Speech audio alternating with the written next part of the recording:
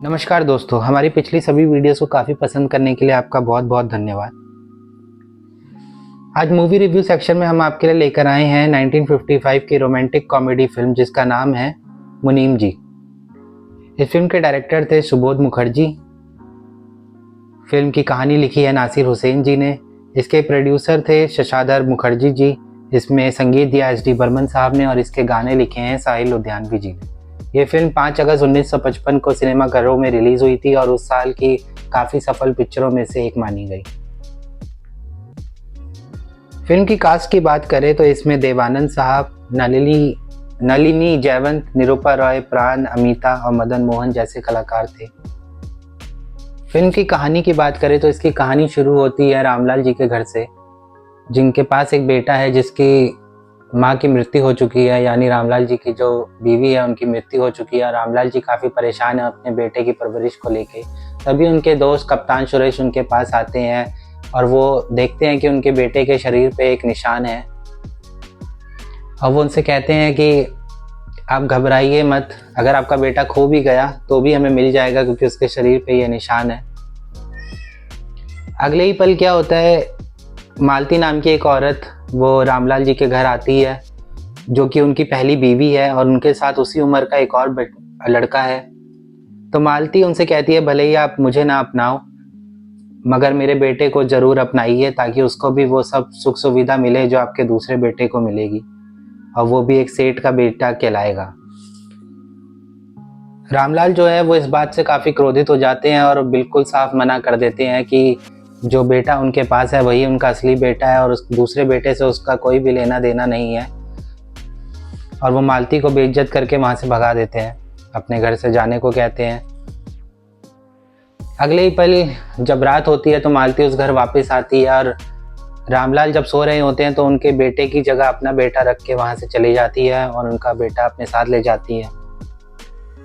हालांकि रामलाल जी को ये बात पता चल जाती है और वो मालती को ढूंढते हुए उसके पास पहुँचते हैं और वह देखते हैं कि मालती के पास उनका दूसरा बेटा नहीं है। तभी अचानक से इन दोनों के बीच में काफ़ी बहस होती है और एक बच्चे के रोने की आवाज़ आती है। तो रामलाल को पता चलता है वो मेरा ही बेटा है। तो वो जैसे ही अपने बेटे को लेने वहाँ जाते हैं तो उन्हें एक सांप काट लेता है जिससे उनकी मृत्यु हो जाती है। अब कहानी में बचे हैं मालती और उनके 2 बेटे, एक जो कि रामलाल का असली बेटा है और एक जो मालती का बेटा है। तो मालती अपने असली बेटे को रतन के नाम से बड़ा करती है जिसका रोल निभाया है प्राण साहब ने, जो कि सब जानते हैं कि रामलाल जी के असली बेटे हैं। उसी तौर पे उनकी परवरिश की जाती है एक सेठ के बेटे की तरह। दूसरी ओर जो रामलाल जी के असली बेटे जिन्हें वो मानते थे यानी अमर, उसको मालती अपने बेटे के रूप में उसकी परवरिश करती है। अब मालती जो कि रतन की असली माँ है वो रतन के ही घर पे नौकरानी का काम कर रही है अपने बेटे अमर के साथ। और रतन जो है वो उनको बिल्कुल भी पसंद नहीं करते, उनको खरी खोटी सुनाते रहते हैं और साथ ही साथ उनके बेटे पे भी कई सारे जुल्म करते हैं। दूसरी ओर अमर जो कि सबकी नज़र में मालती के असली बेटे हैं, अपनी माँ से बहुत ही प्यार करते हैं। हालांकि उनकी जो माँ है वो बचपन से ही रतन को ज़्यादा अहमियत देती है और हमेशा इस वजह से जो अमर है उसको रतन का जुल्म सहना पड़ता है। अब अमर जो है वो जानता था कि जो रतन है वो उसकी खूबसूरती से भी आगे चल के उसको काफ़ी दिक्कत होगी, तो वो बड़ी सी मूछें और चेहरे पे मस्सा लगाकर कप्तान सुरेश की फैक्ट्री में मुनीम जी के तौर पे काम कर रहा है, जिस फैक्ट्री में रतन भी काम कर रहा है। हालांकि रतन ने कभी भी अमर का असली रूप देखा नहीं है, वो उसको केवल एक मुनीम जी के तौर पर जानता है कि वो काफ़ी गंदा दिखता है देखने में। हालांकि ऐसा है नहीं, क्योंकि वो एक वेशभूषा उसने धारण कर रखी है ताकि रतन उस पर ज़्यादा जुल्म न करे। फिल्म की कहानी तब मोड़ लेती है जब फिल्म में एंट्री होती है रूपा की, जो फिल्म की हीरोइन है, जो लौटी है विदेश से अपने भाई शेखर के साथ, जिनकी शादी तय हो चुकी है प्राण साहब के साथ जो कि रतन है। जैसा कि जो कप्तान सुरेश है उन्होंने अपने बचपन के दोस्त कप्तान रामलाल से वादा किया है कि वो रतन से अपनी बेटी की शादी करवाएंगे। तो कहानी कुछ इस प्रकार से आगे बढ़ती है कि जो रूपा है वो मुनीम जी को काफ़ी बख्शीश देती रहती है, जिससे उन्हें गुस्सा आ जाता है। तो वह अपने असली रूप में आके उनको मज़ा चखाने के लिए एक उपाय ढूंढते हैं। तो वो उनसे मिलते हैं अपने असली रूप में, फिर उनके बीच में काफ़ी टकरार होती है जो धीरे धीरे प्यार का रूप ले लेती है। रूपा जो है वो मुनीम जी के असली रूप, जिसका नाम है राज, जो कि अगेन देवानंद साहब ही हैं, जो कि एक बहुत ही नौजवान खूबसूरत सा लड़का है। रूपा को उससे प्यार हो जाता है और देवानंद साहब को भी उससे प्यार हो जाता है। दोनों शादी करने का निर्णय लेते हैं और साथ रहने की निर्णय लेते हैं। तब ये बात पता चल जाती है रतन को, जो कि काफ़ी गुस्सा होता है।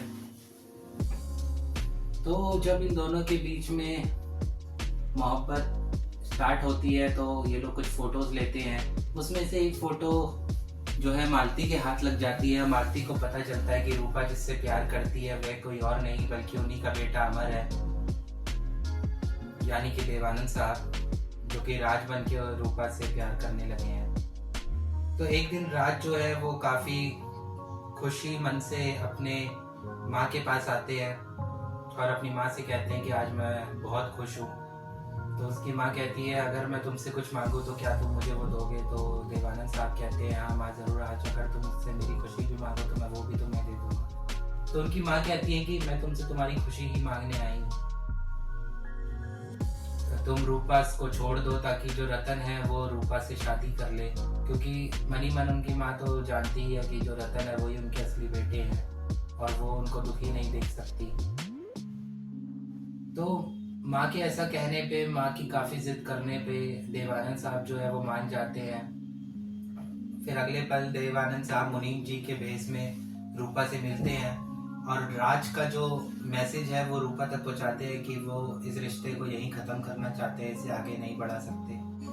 जिस बात से रूपा काफ़ी दुखी होती है। वो अगले ही सीन में हमको पता चलता है कि वो आत्महत्या करने के लिए समंदर के पास जाती है। तभी राज उनको बचा लेते हैं, उन्हें किनारे पे छोड़ देते हैं और वहाँ से गायब हो जाते हैं। तो जो रूपा है वो काफ़ी दुखी होती है इस बात से कि राज उन्हें छोड़ के चले गए। वो काफ़ी मायूस रहने लगती हैं। तभी एक दिन क्या होता है कि फैक्ट्री में जो वर्कर होते हैं वो सारे के सारे हड़ताल पे चले जाते हैं। तब कप्तान सुरेश को पता चलता है कि उनकी फैक्ट्री के जो वर्कर्स हैं उनको तनख्वाह नहीं दी गई है टाइम पे। तो वो मुनीम जी से पूछते हैं कि ऐसा क्यों हुआ, उनको तनख्वाह क्यों नहीं दी गई? तो मुनीम जी बताते हैं कि जो तनख्वाह के पैसे हैं 50,000 वो पहले ही रतन को दे चुके हैं। अब रतन साहब ने उसका क्या किया वो उन्हें नहीं मालूम।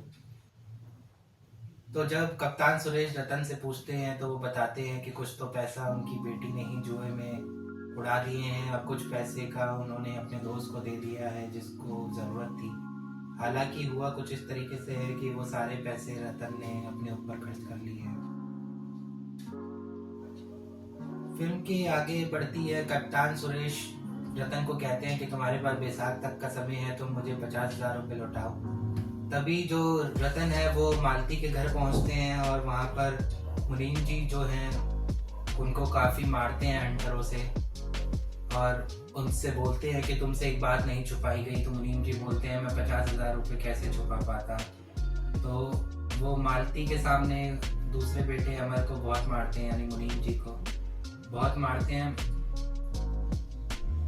फिर होता कुछ इस प्रकार से है कि मुनीम जी से मिलने जो रूपा है वो पहुंचती है उनके पास और वो देखती है कि वहाँ तो राज है। तो वो एक मूंछ उन्हें मिलती है, वो मूंछ वो राज के लगा के देखती है तो उसे पता चलता है कि राज कोई और नहीं बल्कि मुनीम जी ही है। तो वो जैसे ही मुनीम जी होश में आते हैं और रूपा उनसे पूछती है कि आपने ऐसा क्यों किया, तो वो बताते हैं कि उनकी माँ ने उनसे वादा किया है, वो दुनिया में सबसे ज़्यादा प्यार अपनी माँ को करते हैं और अगर उनकी माँ ने उनसे बोला है कि रतन के रास्ते से हट जाओ तो वो हट जाएंगे, वो रूपा और रतन के बीच में नहीं आएंगे। तो अगले ही पल क्या होता है कि जो कप्तान सुरेश हैं, जो फैक्ट्री के मालिक हैं, उनके पास एक खत आता है। खत भेजा है काला घोड़ा नाम के एक डकैत ने, जो कप्तान सुरेश से 50,000 की मांग कर रहा है। तो कप्तान सुरेश जो है और उनका परिवार वो कहते हैं कि हम काला घोड़ा से लड़ेंगे, हम उसे ऐसे ही पैसे नहीं देंगे। हालांकि वो पैसे लेके जाते हैं और काला घोड़ा काफ़ी चतुराई से वो पैसे ले जाता है उनसे, और एक कालकोठरी में वो उस पैसे को लेके खड़ा ही होता है कि अगले ही पल उसके मुलाकात होती है वहाँ मालती से। मालती देख के हैरान रह जाती है कि काला घोड़ा जो कि एक खुखार डकैत है वो कोई और ही नहीं बल्कि उन्हीं का बेटा रतन है। वो इस बात से काफ़ी मायूस होती है। वो रतन को बताती है कि वो उनके असली बेटे हैं और आज वो बहुत दुखी है कि उनके असली बेटे ने ये सारी हरकतें करी और वो एक डकैत है। दूसरी ओर प्राण जो है यानी रतन, वो इस बात से बहुत चिंतित होते हैं कि जो मालती है उसको पता चल गया है उसका सच कि वही काला घोड़ा है। तो प्राण जो है वो अपनी माँ को वहीं पर कैद करके चले जाते हैं। जैसे ही प्राण उस कोठरी से बाहर आते हैं तो वो देखते हैं कि मुनीम जी उनके सामने ही होते हैं और उनसे बोलते हैं कि वो 50,000 रुपये जल्दी से लौटाओ जो तुमने काला घोड़ा बन के इन लोगों से लूटे हैं। तो दोनों के बीच में हाथापाई होती है जिसमें मुनीम जी की मूछे गिर जाती है और जो रतन है उसको पता चलता है कि मुनीम जी ही राज है जिससे रूपा प्यार करती है। फिर दोनों के बीच में काफ़ी हाथापाई होती है, एक दूसरे के खून से लथपथ दोनों लड़ ही रहे होते हैं कि उसी पल पुलिस की गोली की उन्हें आवाज़ आती है और वो देखते हैं कि कप्तान सुरेश और पुलिस वहाँ पहुँच चुकी है। तो इसमें होता क्या है, जो रतन है वो धीरे से राज के कान में यानी मुनीम जी के कान में कहते हैं कि उनकी माँ उनके कब्जे में है, अगर उन्होंने पुलिस को कुछ भी बताया तो वो उनको मार देंगे। तो जैसी पुलिस उनसे पूछताछ करती है कि काला घोड़ा कौन है, कहाँ है, पैसे आपके पास कैसे आए, तो जो रतन है वो बोलते हैं कि काला घोड़ा कोई और ही नहीं, वो डकैत मुनीम जी ही है। तो पुलिस उन्हें पकड़ के ले जाती है। दूसरी ओर कप्तान सुरेश अपनी बेटी को लेकर काफ़ी चिंतित होते हैं। वो अपनी बेटी को समझाते हैं कि राज अब वापस नहीं आएगा, इसलिए सही यही है कि तुम रतन से ही शादी कर लो। तो रतन और रूपा की शादी हो ही रही थी कि उसी समय वहाँ पर मंडप पे मालती आ जाती है। वो सबको बताती हैं कि कप्तान सुरेश ने अपने दोस्त को जो वादा किया था कि उनके बेटे से उनकी शादी करेंगी, वो बेटा असल में कोई और नहीं बल्कि मुनीम जी ही है।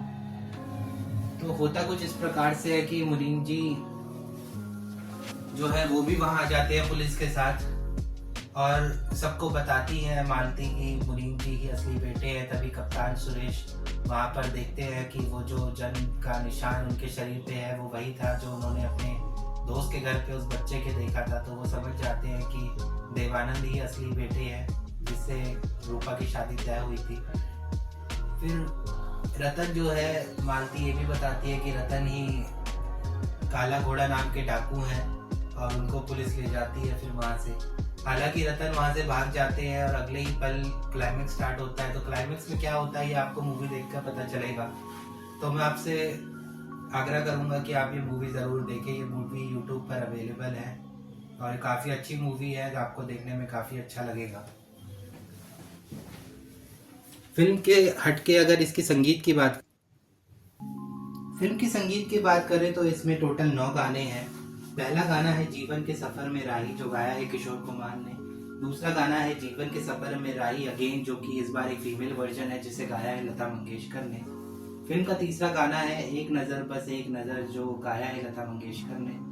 फिल्म का चौथा गाना है घायल हिरनिया मैं जो गाया है लता मंगेशकर ने। फिल्म का 5वां गाना है आँख खुलते ही तुम जो अगेन गाया है लता मंगेशकर ने। फिल्म का 6वां गाना है नैन खोए खोए जो अगेन गाया है लता मंगेशकर ने। फिल्म का एक बहुत ही बेहतरीन गाना जिसका नाम है शिवजी बिहाने चले पालकी सजा के जो गाया है हेमंत कुमार ने। फिल्म का 8वां गाना दिल की उमंगे है जवा रंग में डूबा है समा जो गाया है हेमंत कुमार और गीता दत्त ने। फिल्म का 9वां गाना है जिंदगी है जिंदा जो एक सोलो सॉन्ग है जिसे गाया है गीता दत्त ने।